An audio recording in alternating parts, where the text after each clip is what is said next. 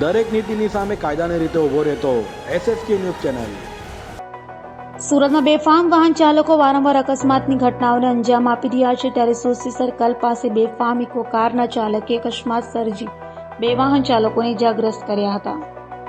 સુરતમાં વારંવાર અકસ્માત સહિતની ઘટનાઓ બની રહી છે, ત્યારે સુરતના સોસી સર્કલ પાસે ઇકો કારના ચાલકે અકસ્માત સર્જ્યો હતો।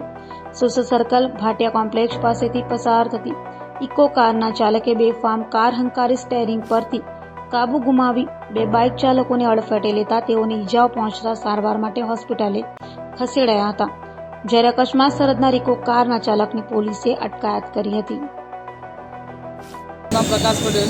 प्रकाशभाई शू जो कई रीतनु हतुं? साहेब इको गाड़ी है जो भाटिया कॉम्प्लेक्स में निकली और एकदम एटली ओवर स्पीड में थी कि सीधे जो भाटिया कॉम्प्लेक्स की अंदर पेला 2 जो टेबल बनावेला है, पहला 2 टेबल ने तोड़ा, त्यार पछी एक बीजू टेबल जो देखातुं छे एने भी तोड्युं और जो काच भी मूकेला था ते पण रोड पर तूटी गया है। तो जो आ भाई रोड पर बाइक जती हती, 2 बाइक सवार था, तेमना पर ठोकीने चढ़ावी दीधेली छे अने बाइकनी कंडीशन जोता एम लागे कि माणसो मरी गया होय एवुं लागे छे, पण हजू सुधी बेउ मर्या नथी जीवता छे।